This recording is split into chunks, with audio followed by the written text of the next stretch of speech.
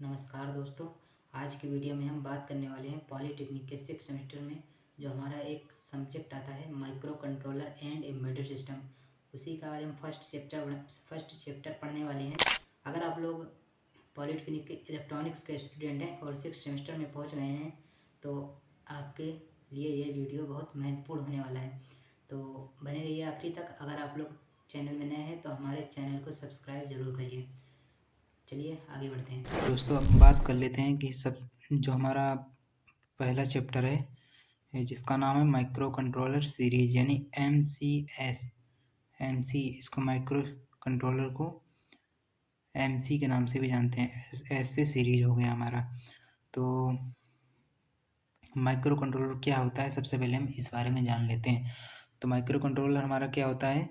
Micro controller हमारा यह एक प्रकार का इंटीग्रेटेड सर्किट होता है। क्या होता है यह एक प्रकार का इंटीग्रेटेड सर्किट है जिसका उपयोग हम एम्बेडेड सिस्टम में किसी भी कार्य को करने के लिए करते हैं। जिसका उपयोग हम किस में करते हैं? एम्बेडेड सिस्टम में किसी भी काम को करने के लिए करते हैं। और जो हमारा यानी कि 8051 है, जो हमारा 8051 माइक्रो प्रोसेसर है, यह एक प्रकार का माइक्रो कंट्रोलर है। यानी यह भी एक प्रकार का माइक्रो कंट्रोलर है। 8051 जो हमारा माइक्रो कंट्रोलर है, ये क्या है? यह भी एक प्रकार का माइक्रो कंट्रोलर है। विभिन्न जो हमारी मैन्युफैक्चरिंग कंपनी है, जैसे ये, एक मिनट रुकना दोस्तों। हाँ, तो जो हमारी विभिन्न विभिन्न निर्माणकर्ता यानी मैन्युफैक्चर कंपनी जो है हमारी, वो अलग अलग सीरीज के माइक्रो कंट्रोलर निकालती हैं। अलग अलग सीरीज के माइक्रो कंट्रोलर निकालती हैं। जैसे 8051 हो गया, 8052 हो गया।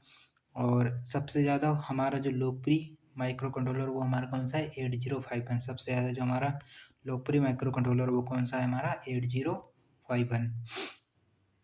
8051 एक प्रकार का माइक्रो कंट्रोलर है, जैसा कि हमने बता दिया पहले ही आप लोगों को। इस तथा इसकी सीरीज 8051 है। यानी जो 8051 है, ये क्या है? एक प्रकार का माइक्रो कंट्रोलर है। तथा इसकी जो सीरीज है वो क्या है? 8051। यानी जो इसमें 51 है, ये क्या है? इसकी सीरीज है। ये 51 क्या है? इसकी सीरीज है। और इसकी जो विशेषताएं होती हैं, विशेषताएं दोस्तों हम इसकी देख लेते हैं। तो इसमें जो 8051 का जो रोम होती है वो हमारी क्या होती है? 4K बाइट इंटरनल रोम। यानी जो इसमें रोम होती है वो कितनी बाइट की होती है? 4K बाइट की हमारी इंटरनल रोम होती है।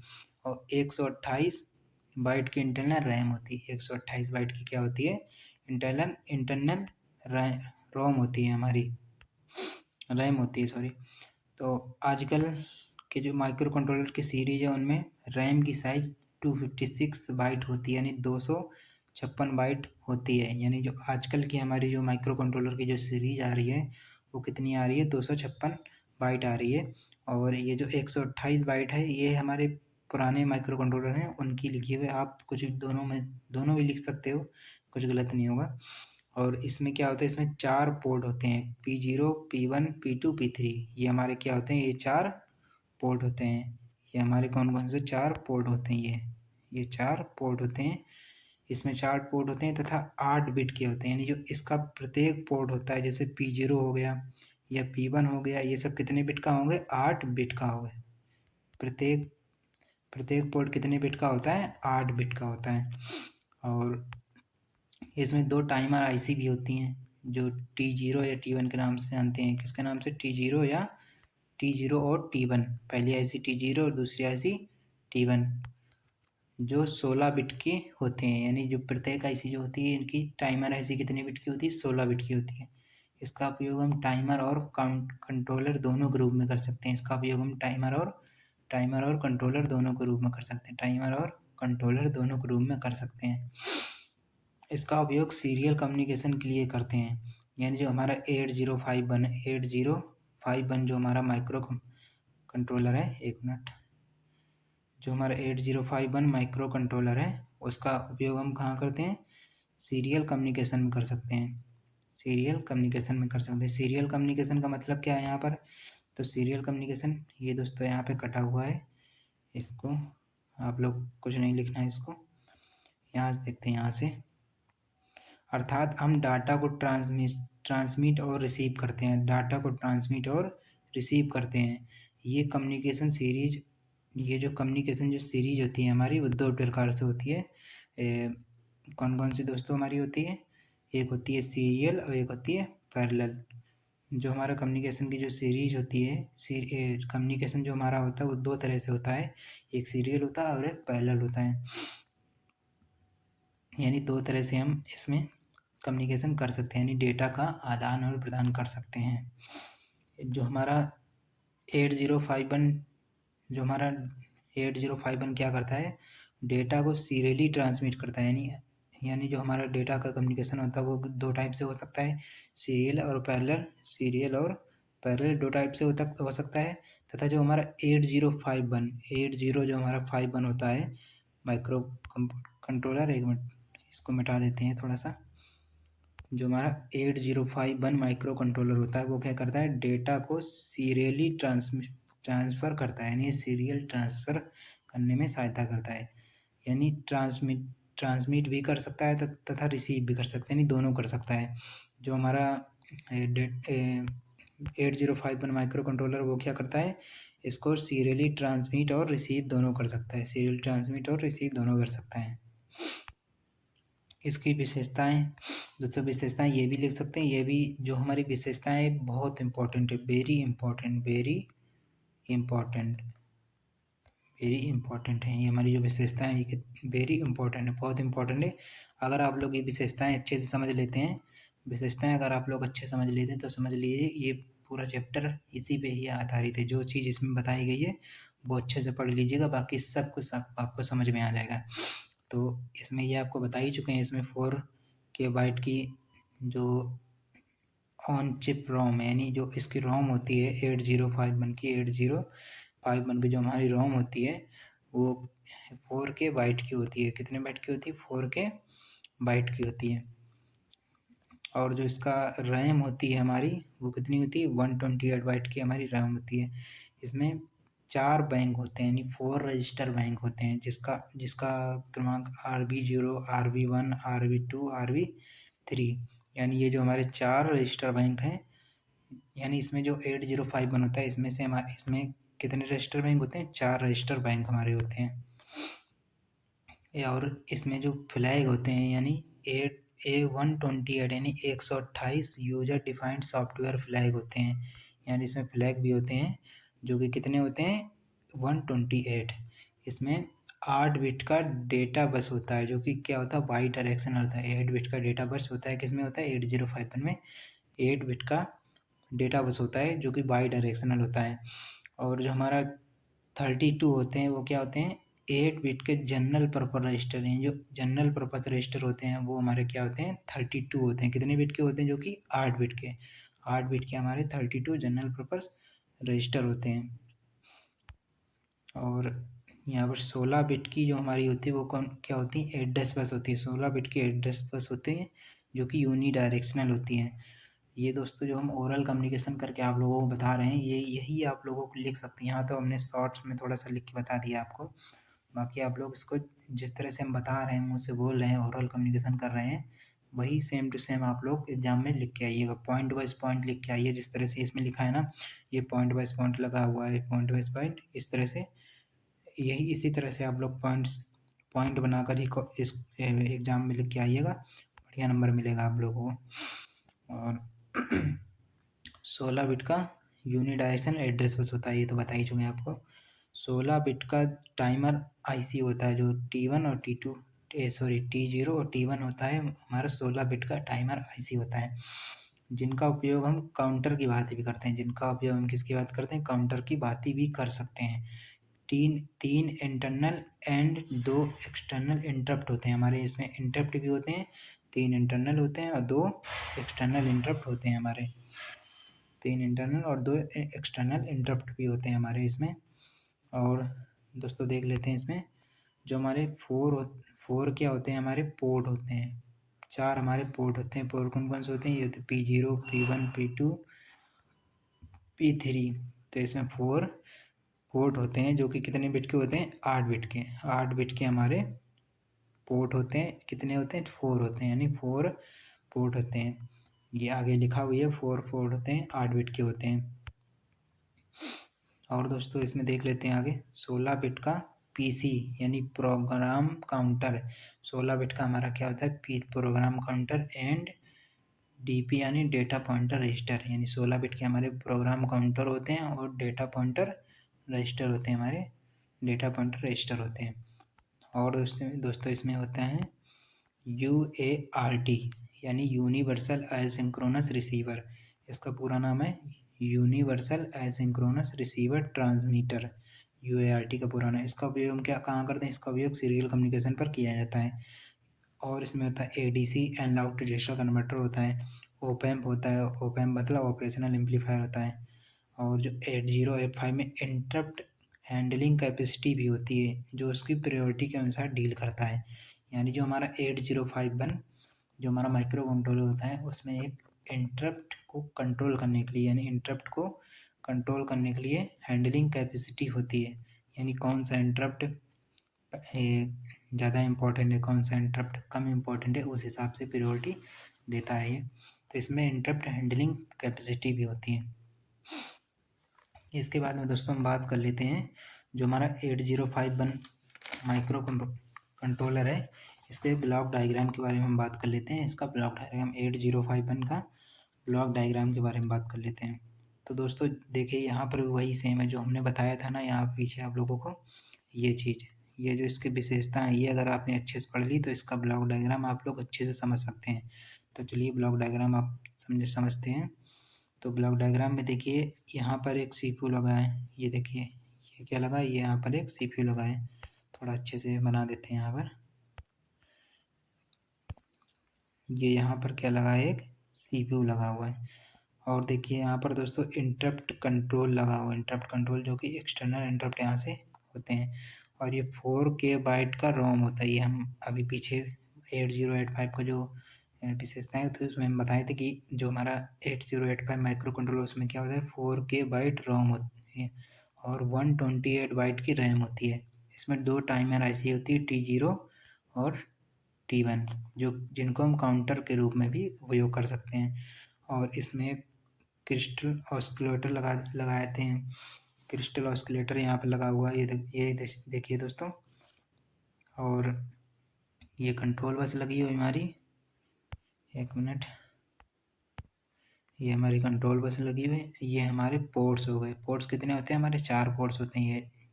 ये हमारे लिखे हुए 4 ports P0 P1 P0 P2 P1 P3 यानी P0 P1 P2 P3 ये हमारे 4 पोर्ट्स होते हैं। इनपुट आउटपुट पोर्ट्स भी इनको कहते हैं।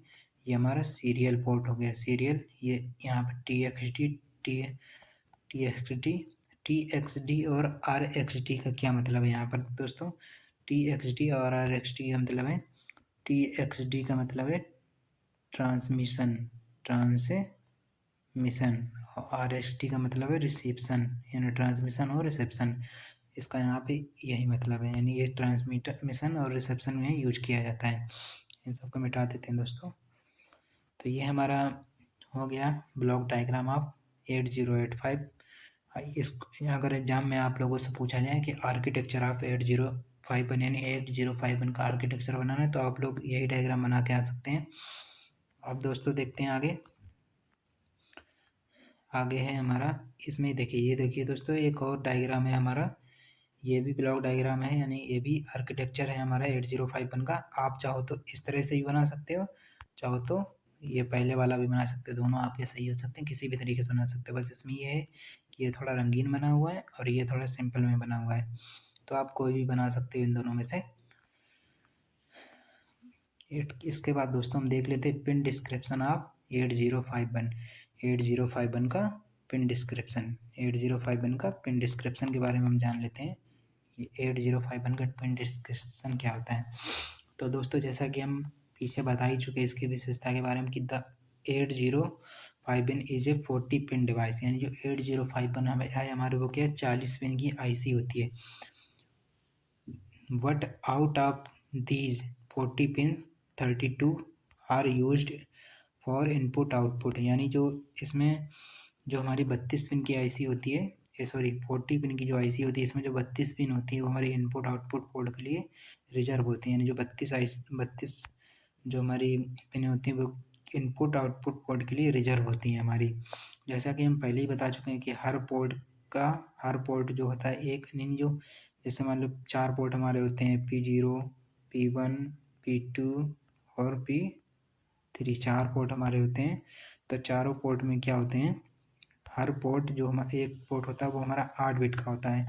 तो जो हमारा 4 पोर्ट हो गए वो कितने बिट के हो गए, 32 बिट के हो गए, यानी 32 बिट के हो गए हमारे, 32 बिट। तो इसलिए ये 32 बिट के हमारे 4 पोर्ट हो गए। पोर्ट कौन कौन से होते हैं, P0, P1, P2 and P3। ये हमारे 4 पोर्ट कितने बिट के हो गए, 32 बिट के हो गए हमारे। और दोस्तों देख लेते हैं, जो 24 of these are dual purpose, यानी जो बाकी की बची हुई हमारी फुट पिन है वो हमारी किसमें और भी बहुत सारे कार्यों के लिए उपयोग की जाती हैं। यानी जो बाकी की बची हुई 24 पिन हैं वो और भी बहुत सारे कार्यों के लिए उपयोग की जाती है दोस्तों। और जैसे कि data bus, address bus, control bus, line बस और इसी तरह बहुत सारे कार्यों के लिए, यानी बहुत सारे फंक्शन के लिए उपयोग की जाती है। ठीक है, इसी में से दोस्तों हम देख लेते हैं। ये देखिए दोस्तों, आपको दिख रहा होगा, थोड़ा सा जूम कर देते हैं इसको।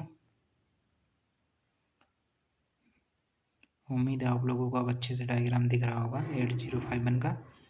एक मिनट रुकिए दोस्तों,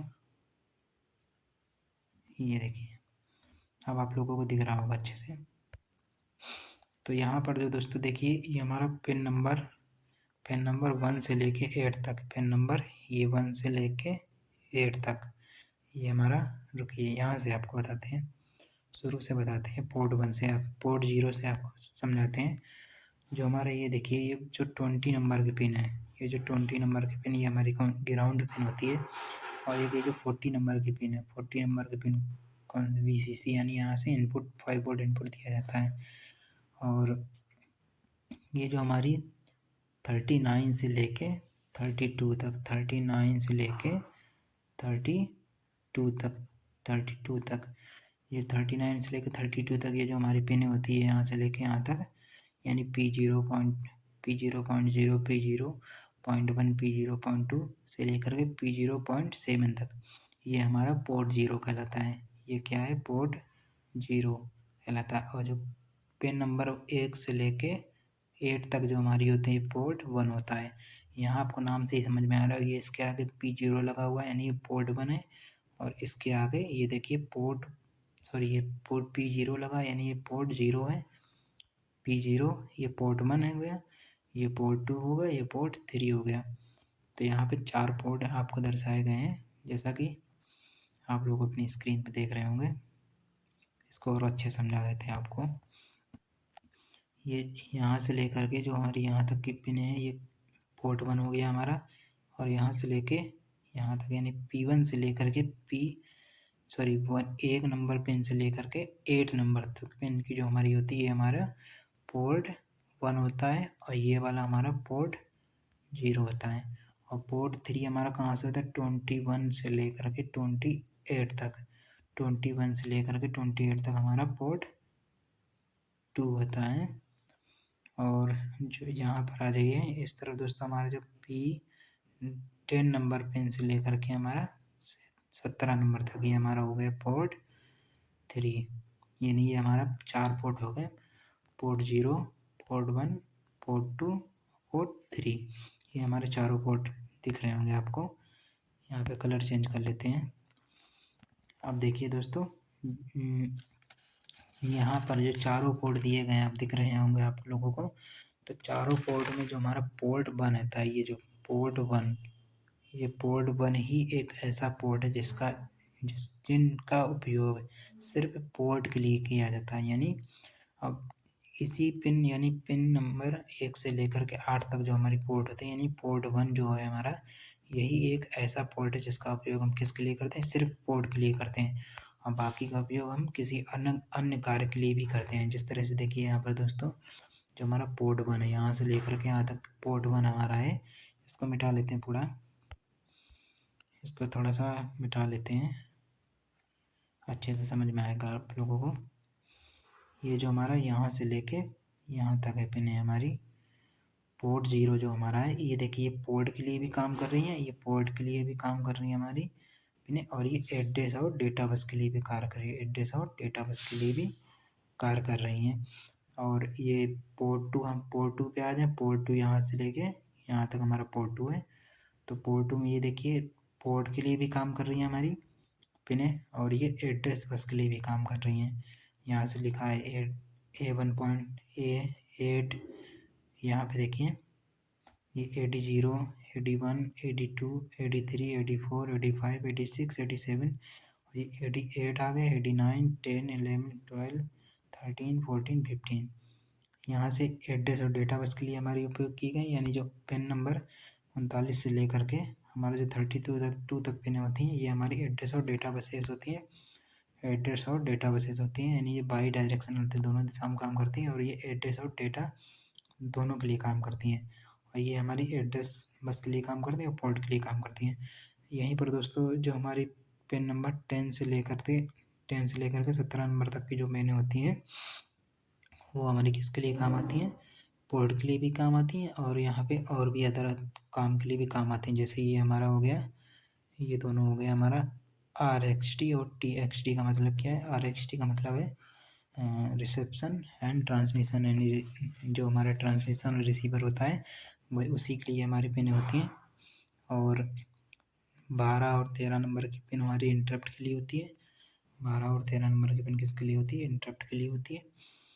और जो है T0 और T1 जो हमारी पिनें होती हैं, यानी पिन नंबर 14 और 15 किसके लिए होती है? हमारी टाइमर के लिए होती है, और उनका प्रयोग हम काउंटर के लिए भी करते हैं। जो WR और RD है हमारी रीड राइट ऑपरेशन के लिए होती हैं। तो उम्मीद है कि आप लोगों को ये डायग्राम अच्छे से समझ में आया होगा। तो अब बात कर लेते हैं नेक्स्ट, ये हमारा है डेटा मेमोरी रैम, यानी जो हमारे, इसको और थोड़ा अच्छे से मैनेज कर लेते हैं, आप लोगों को दिखे अच्छे से, छोटा कर लेते हैं थोड़ा सा, ये तो आप लोगों को अच्छे से दिख रहा होगा। जैसा कि हमने 8051 का जो माइक्रो प्रोसेसर था उसमें हमने बताया था कि इसमें 4 बैंक होती हैं। तो ये देखिए दोस्तों, आपको ये 4 बैंक दिख रहे होंगे। इसका ब्लैक कलर ले लेते हैं, 1 मिनट।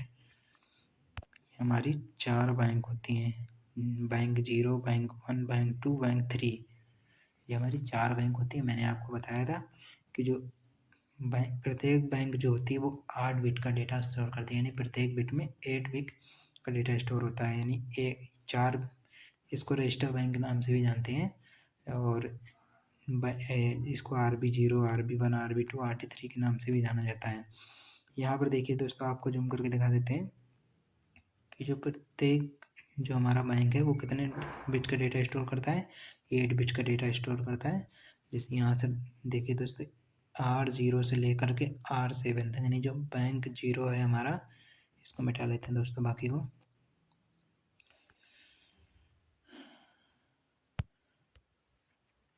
एक मिनट रुकना। ये जो हमारा R0 से लेकर के R7 तक हमारा जो डेटा स्टोर होता है, रजिस्टर स्टोर होता है, वो किस में होता है? बैंक 0 में होता है। 8 बिट का डाटा यहाँ से होगा स्टोर। उसी तरह से हमारा बैंक 1 में होता है, बैंक 1 में भी R0 से R7 तक होता है, बैंक 2 में भी R0 से R7 तक होता है, और बैंक 3 में भी R0 से लेकर R7 तक होता है। इसमें से जो हमारा एड्रेस होता है वो एड्रेस सबका अलग अलग रहता है। जैसे ये देखिए दोस्तों, R0 का जो हमारा डेटा है, R0 का जो हमारा एड्रेस है वो क्या है? 00H। R0 का क्या है एड्रेस? क्या है? 00H। और यहाँ पर जो आखिरी है हमारा R7, इसका एड्रेस क्या है? 07H। यानी जो R0 का हमारा एड्रेस क्या है, इसको थोड़ा सा मिटा लेते हैं।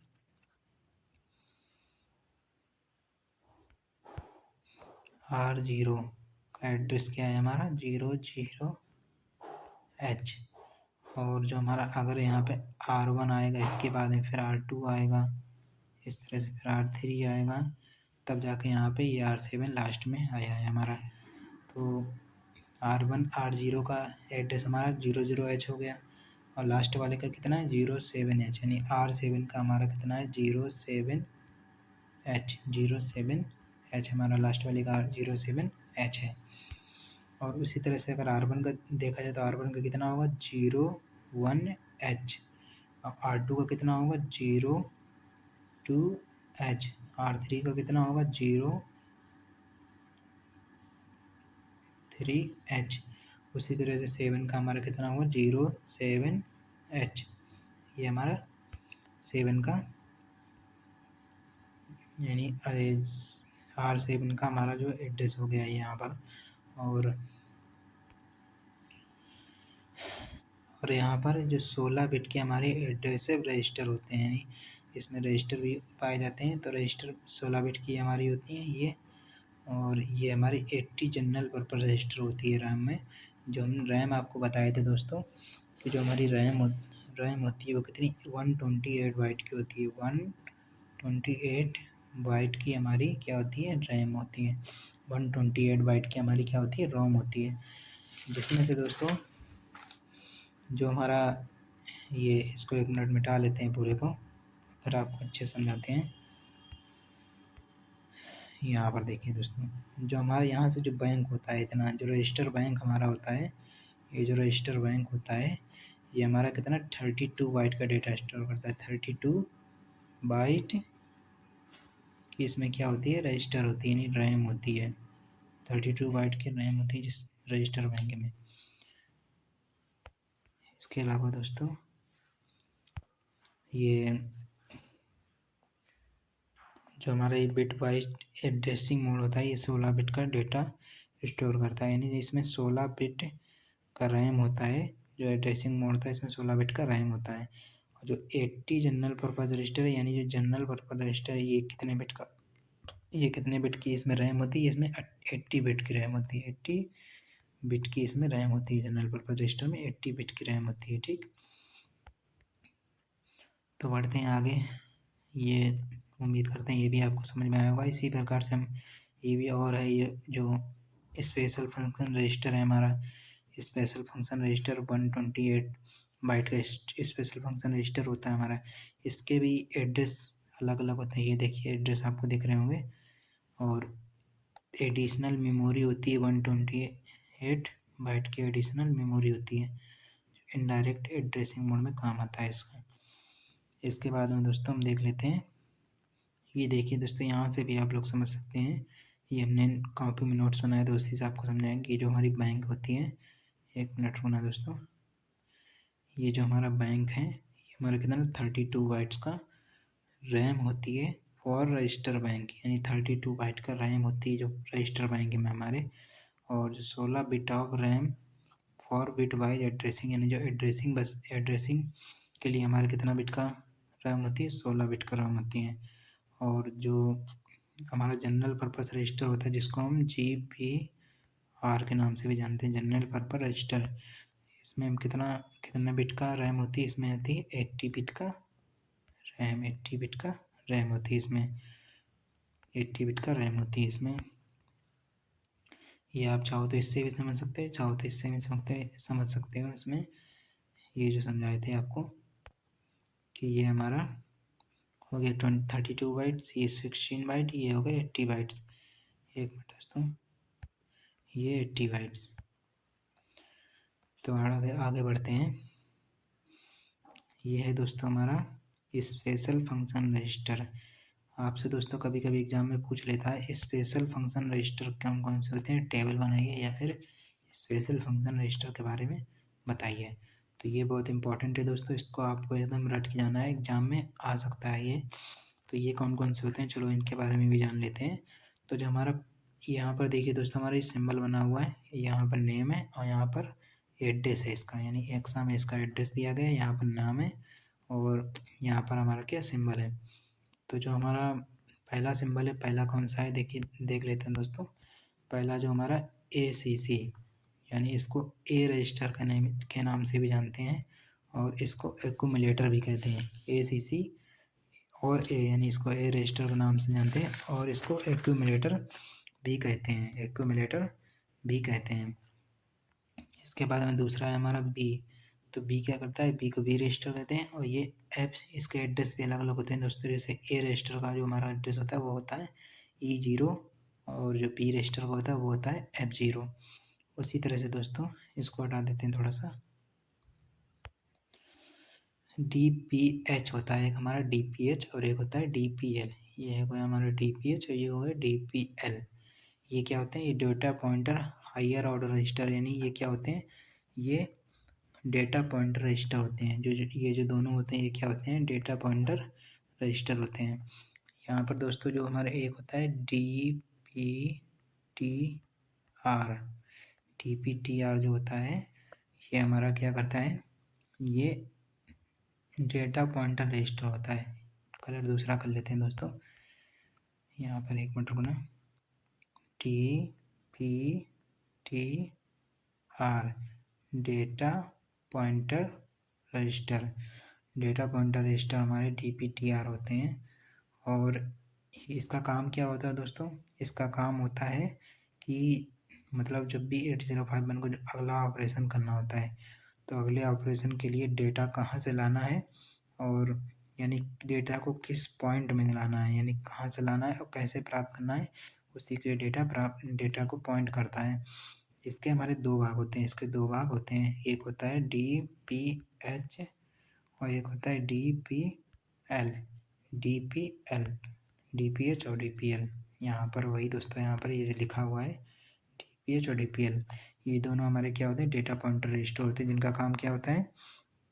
जिनका काम होता है अगले ऑपरेशन के लिए डेटा को कहाँ से लेना है तो उसको पॉइंट करता है, यानी ये डेटा को पॉइंट करता है और कैसे प्राप्त करना है, कहाँ से डेटा लेना है, उसी के लिए हमारा यूज होता है। और ये 83 बाइट का एड्रेस रखता है, 83H का एड्रेस रखता है, 83H का एड्रेस रखता है। यहाँ पर दोस्तों यहाँ पर थोड़ी सी कमी है चित्र में।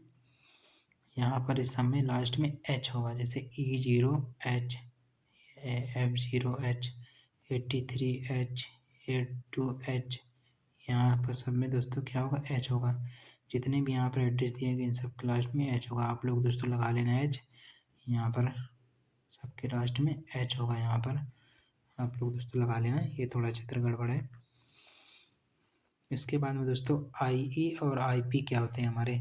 नेक्स्ट जो है हमारे IE और IP ये होते हैं, ये दोनों हमारे इंटरप्ट होते हैं। इंटरप्ट को हम इनेबल या डिसेबल करने के लिए बताता है, यानी जो इंटरप्ट होता है वो हमारा इनेबल, और जो हमारा IE होता है, IE क्या करता है? इंटरप्ट को इनेबल और डिसेबल करने के लिए प्रायोरिटी देता है, यानी इंटरप्ट को इनेबल करना है, इंटरप्ट को डिसेबल करना है, उसका किसका काम होता है? IE का काम होता है, IE का काम होता है, ये IE का काम होता है। और IP क्या है? Interrupt priority register. IP का क्या काम है? Interrupt priority register. दोस्तों IP क्या करता है? IP दोस्तों IP का काम है यानी इंटरप्ट प्रायोरिटी रजिस्टर। नाम से ही जैसा पता चल रहा है कि यह क्या करता है? प्रायोरिटी के आधार पर इसकी प्रायोरिटी को सीधे यानी निश्चित करने के लिए हम IP का यूज करते हैं, यानी प्रायोरिटी को निश्चित करने के लिए IP का यूज करते हैं कि मतलब कौन सा इंटरप्ट ज़्यादा इम्पोर्टेंट है, किसको पहले करना है, किसको नहीं करना है, वो ये क्या करता है? IP के माध्यम से हम इसको जान पाते हैं। ये B8H का एड्रेस रखता है, B8H का एड्रेस रखता है जो हमारा IP होता है। इन सब के दोस्तों एड्रेस भी अलग अलग होते हैं। और इसके आगे देख लेते हैं दोस्तों, जो हमारे पोर्ट आ जाते हैं P0 से लेके P3 है, जाने पहचाने रजिस्टर आ गए, 4 पोर्ट होते हैं। ये सब भी 880, जो हमारा पोर्ट 0 होता है हमारा 80H का डेटा स्टोर कर डेटा नहीं सॉरी 80H का जो हमारा एड्रेस होता है वो रखता है। और जो पोर्ट 1 होता है वो हमारा 90H का, पोर्ट 2 होता है A0H का, और पोर्ट 3 होता है B0H का। यहाँ पे दोस्तों H लगा लेना, इसमें लगा नहीं है चित्र में। इसके बाद में हमारा हो गया PT कॉन और PSW, यानी जो P कॉन हमारा जो रजिस्टर होता है उसका उपयोग हम पावर कंट्रोल रजिस्टर के रूप में करते हैं, यानी पावर कंट्रोल रजिस्टर के रूप में करते हैं। जो हमारा पावर होता है वो हमारा 3 तरह से, यानी जो हमारा PT कॉन का उपयोग कहाँ करते हैं?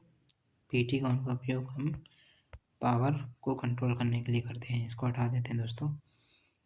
ये जो PT कौन है हमारा, ये पावर को कंट्रोल करता है, पावर को कंट्रोल करता है। हमारा जो 8051 माइक्रो कंट्रोलर होता है वो 3 मोड में ऑपरेट होता है, 3 मोड में ऑपरेट होता है। पहला जो होता है हमारा आइडियल होता है, आइडियल, और दूसरा होता है power down mode, power down mode होता है हमारा एक, और तीसरा होता है ordinary mode, ordinary mode, ordinary mode. 3 mode में हमारा जो माइक्रो कंट्रोल होता है 8051 वो 3 मोड में ऑपरेट होता है। तो ये क्या करता है, हमें किस मोड में ऑपरेट करना चाहते हैं, यानी जो हमारा माइक्रो कंट्रोलर है उसको हम किस मोड में ऑपरेट करते हैं, वो किसका काम होता है, पावर PT कौन यानी पावर कंट्रोल का काम होता है। इसका अंदर PSW आ गया हमारा। PSW क्या करता है, प्रोग्राम स्टेटस वर्ड, यानी ये प्रोग्राम को जैसे प्रोग्राम स्टेटस वर्ड जो कि हमारे डिफरेंट पैरेटिव को बताता है। इसको फ्लैग रजिस्टर के नाम से भी जानते हैं, जो हमारा प्रोग्राम स्टेटस वर्ड है यानी PSW, इसको हम किसके नाम से भी जानते हैं, फ्लैग रजिस्टर के नाम से भी जानते हैं दोस्तों, फ्लैग रजिस्टर के नाम से भी जानते हैं। डेटा को विभिन्न कंडीशन में को रिप्रेजेंट करता है, जो हम ये क्या करता है, PSW डेटा को विभिन्न कंडीशन में रिप्रेजेंट करता है, डेटा को विभिन्न कंडीशन में रिप्रेजेंट करता है। इसके बाद हमारा आ गया दोस्तों एसकॉन। एसकॉन का करता है सीरियल कम्युनिकेशन से रिलेटेड, जो हमारा एसकॉन है ये क्या है, सीरियल पोर्ट कंट्रोल रजिस्टर, ये सीरियल कम्युनिकेशन से रिलेटेड है। इसके बाद में SBUF आ गया। SBUF क्या है, ये सीरियल कम्युनिकेशन से संबंधित डेटा को स्टोर करने के लिए उपयोग किया जाता है। सीरियल डेटा पोर्ट बफर, इसको हटा देते हैं। SBUF क्या है हमारा, सीरियल पोर्ट डेटा बफर, यानी ये सीरियल जो हमारा कम्युनिकेशन होता है उससे संबंधित डेटा को स्टोर करने के लिए इसका उपयोग करते हैं। इसके बाद में SP हो गया, ए स्टैक पॉइंटर हो गया हमारा। इसके बाद में T मोड और T कॉन हो गया, यानी इसका उपयोग हम टाइमर से संबंधित करते हैं। ये दोनों टाइमर से संबंधित होते हैं। और T मोड जो होता है ये क्या करता है, T मोड क्या करता है, हमारा टाइमर मोड रजिस्टर होता है। और T कॉन क्या होता है, T कॉन क्या होता है, टाइमर कंट्रोल रजिस्टर होता है। T मोड क्या होता है, टाइमर मोड रजिस्टर, और T कॉन क्या होता है, टाइमर कंट्रोल रजिस्टर होता है। और TL0 ये दोनों हमारे टाइमर लोअर बाइट रजिस्टर होते हैं। TL0 क्या होता है, टाइमर लोअर बाइट। ये T0 होता है, ये हमारा टाइमर लोअर बाइट को कैरी करता है। और जो हमारा TH0 होता है ये हमारा क्या करता है, टाइमर हायर ऑर्डर को कैरी करता है। इसी तरह से हमारे ये दो और टाइमर रजिस्टर हो गए, TL1 और TLH। ये क्या करता है, TL1 जो होता है ये हमारा टाइमर लोअर ऑर्डर को स्टोर करता है, यानी कैरी करता है। और जो हमारा, एक मिनट दोस्तों इसको हटा देते हैं। TL1 जो हमारा होगा टाइमर रजिस्टर है, ये क्या करता है, लोअर वाइट को कैरी करता है। और जो TH1 हमारा ये लोअर हायर ऑर्डर को यानी कैरी करता है। ये दो, इसको भी इसको भी दो भागों में डिवाइड किया गया है। जैसे TL0 हो गया तो इसको T0 को दो भागों में डिवाइड किया गया है, T0 लोअर ऑर्डर रजिस्टर और T0 हायर ऑर्डर रजिस्टर। उसी तरह से TL1 जो हमारा है, TL1 को भी दो भागों में बांटा गया। इसको मिटा देते हैं थोड़ा सा, ये T0 को हम दो भागों में बांटते हैं, लोअर ऑर्डर हायर ऑर्डर। उसी तरह से TL1 और TH1 को भी दो भागों में बांटते हैं। ये देखिए दोस्तों आपके सामने इनका, इसके सामने दोस्तों आपको H लगा लेना है, बोलना नहीं है आपको। इसके सामने H को आपको H लगा लेना, H। जैसे यहाँ पे 81H, 99H, 98H, 8AH, 8CH, 8BH, 8DH। यहाँ पे H नहीं लगा हुआ, आप लोगों को दोस्तों H लगा लेना है। उम्मीद करते हैं दोस्तों आपको ये वीडियो हेल्पफुल लगा होगा। तो आज की वीडियो में बस इतना ही। और ये हमारा जो माइक्रो कंट्रोलर का जो पहला चैप्टर है ये यहीं पे समाप्त हो रहा है। नेक्स्ट वीडियो में हम लोग लाने वाले हैं इसका नेक्स्ट चैप्टर, यानी आप लोग अगर चैनल पे नए हैं तो हमारे चैनल को सब्सक्राइब कर लेना, ताकि आप इससे पॉलिटेक्निक से रिलेटेड सारी न्यूज़ और सारी वीडियो आपको अच्छे से मिलते रहें। तब तक के लिए धन्यवाद। जय हिंद।